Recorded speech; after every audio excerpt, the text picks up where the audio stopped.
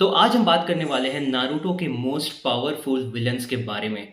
और इनमें से कई सारे विलन्स ऐसे हैं जिन्हें आप बहुत ही ज़्यादा पसंद करते होंगे और कुछ तो ऐसे भी हैं जिनसे आप नफरत करते होंगे और कुछ को आप जानते भी होंगे और कुछ को शायद आप नहीं जानते होंगे। अगर आप उन विलन्स को नहीं जानते हो तो इस वीडियो को सही तरह से देखना और लास्ट तक देखना ताकि आप एक एक विलन को सही से जान जाओ और उसके फैन बन जाओ। और लास्ट के जो 4 विलन्स है वो आप लोगों के फेवरेट बन सकते हैं अगर आप लोग इस वीडियो को कंप्लीटली देखोगे तब। और अगर आप लोगों को वीडियो पसंद आती है तो वीडियो को लाइक और चैनल को सब्सक्राइब जरूर कर देना। नंबर 10, ज़ाबुज़ा मोमोची। ज़ाबुज़ा मोमोची नारुतो वर्स का पहला और मेन एंटागोनिस्ट था जिसकी एंट्री एपिसोड 6 में होती है और जिसे टीम 7 मतलब काकाशी, नारुतो, सास्के और साकुरा कन्फ्रंट करते हैं। ज़ाबुज़ा को एक बिजनेसमैन गाटो हायर करता है ताकि वो एक ब्रिज बिल्डर को असैसिनेट कर सके जिसका नाम ताजुना होता है और ताजुना टीम काकाशी के प्रोटेक्शन के अंडर में होता है जिसके वजह से काकाशी और ज़ाबुज़ा के बीच एक फियर्स इनकाउंटर होती है। और ये फाइट जब मैंने बचपन में देखी थी तो मेरे लिटरली रोंगटे खड़े हो गए थे। आप लोग भी इस फाइट को एक बार देखो।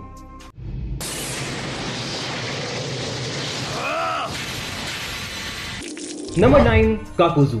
नारुतो वर्स में कुछ ही शिनोबी हैं जो इमॉर्टल हैं और काकुजू उनमें से एक है। वैसे काकुजू हिदान की तरह फुल्ली इमॉर्टल नहीं है लेकिन उससे कम भी नहीं है। काकुजू के पास एक यूनिक कैपेबिलिटी है which is called heart harvesting जिसके हेल्प से वो अपने बॉडी में 4 डिफरेंट हार्ट्स को स्टोर कर सकता है। तो सोच रहे हो ये बंदा मारे से भी नहीं मरेगा। इसे मारने के लिए इसके चारों हार्ट्स को साइमल्टेनियसली खत्म करना पड़ेगा। जो कि कौन करता है ये मुझे कमेंट सेक्शन में जरूर बताना।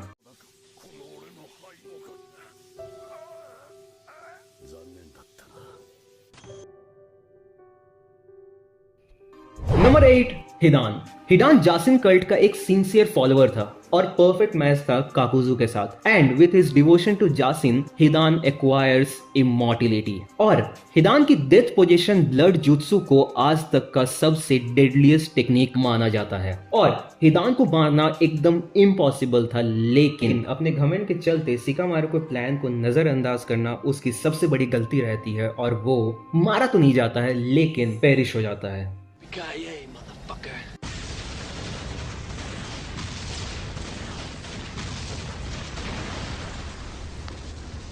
नंबर 7, किसामे होशिगाकी। किसामे एक फॉर्मल मेंबर था 7 स्वर्ड्समैन ऑफ द मिस्ट का और इमेंस चाक्रा रिजर्व करने के कारण उसे द टेललेस टेल्ड बीस्ट और the tailed beast without a tail के नाम से भी जाना जाता था। किसामे के इतना ज्यादा चाक्रा रिजर्व नेचर को देखकर नेजी कहता है कि ऐसे चाक्रा रिजर्व नारुतो के अलावा उसने किसी में भी नहीं देखा है।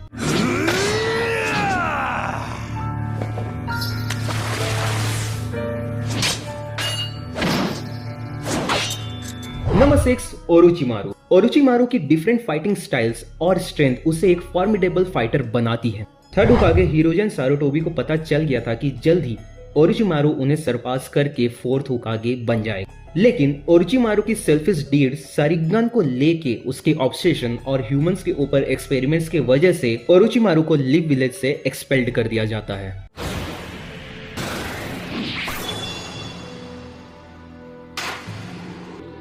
So, that's Orochimaru.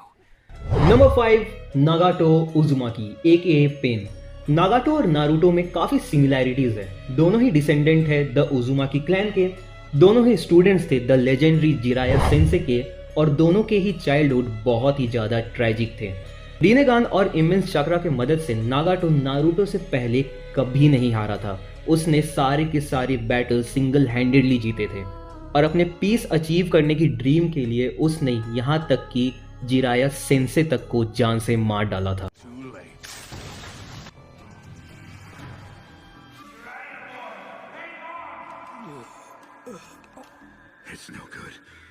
Number 4, Obito उचिहा। Obito is one of the mastermind behind the अकात्सुकी। मादारा उचिहा की लीडरशिप के अंडर में ओबितो ट्रेनिंग लेता है और सारिंगान का फुल यूज सीखता है।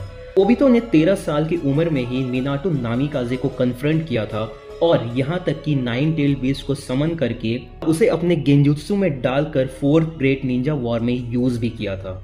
ओबितो की मांगेक्यो शारिंगन कामोई टेक्निक के साथ एसोसिएटेड है। कामुई एक ऐसी टेक्निक है जिसके हेल्प से ओबिटो स्पेस और टाइम के बीच ट्रैवल कर सकता है और जितने भी फिजिकल इनकमिंग अटैक्स है उनको सरपास भी कर सकता है, which makes him the impenetrable power.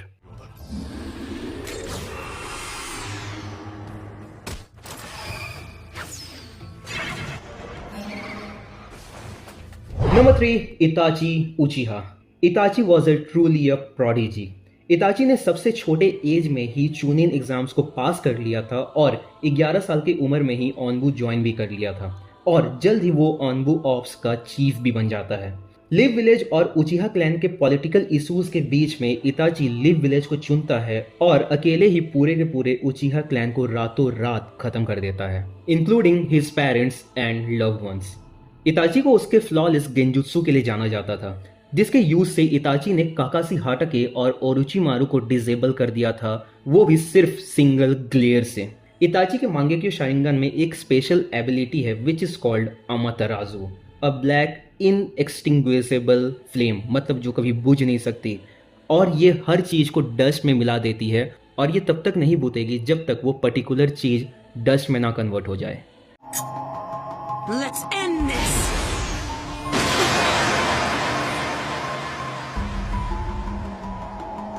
Genjutsu of that level doesn't work on me.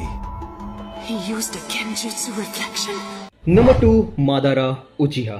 मादारा Uchiha Indra Otsutsuki का री-इनकार्नेशन था और पहला उचिहा था जिसने perfect Susanoo means a colossal avatar को क्रिएट भी किया प्लस यूज भी किया। मादारा का सुजानो इतना परफेक्ट था कि वो एक एग्जाम्पल था कि मादारा कितने इमेंस पावर को विल्ड करता था।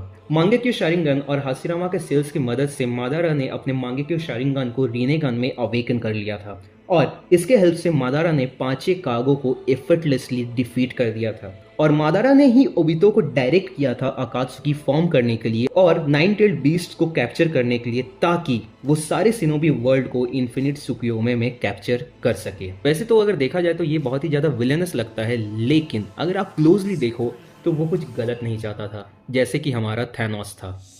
Do not misunderstand it. This is not power of your creation.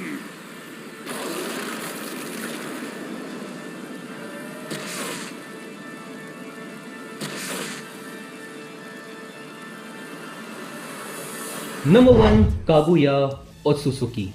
मादारा को ब्लैक जेत्सु बिट्रे कर देता है और फिर हमें पता चलता है कि इन्फिनिट सुकुयोमे का main means real architect Kaguya थी। कागुया को सारे निंजुत्सु की माँ माना जाता था और सारे चाक्रास की क्रिएटर, जिसके वजह से कागुया को मारा नहीं जा सकता था, सिर्फ सील किया जा सकता था। और लास्ट में हागोरोमो हामोरा, सास्के की रीनेगन, नारुतो और साकुरा के टीम वर्क से कागुया को फ्लॉलेसली सील कर लिया जाता है और नारुतो शिपुडेन का एंड होता है।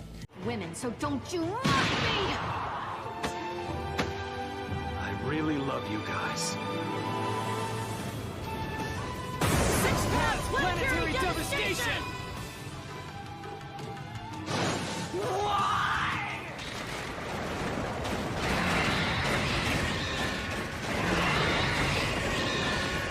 तो आज के लिए बस इतना ही करते हैं और अगर आप लोगों को ये वीडियो अच्छी लगी हो तो वीडियो को लाइक और चैनल को सब्सक्राइब ज़रूर कर देना।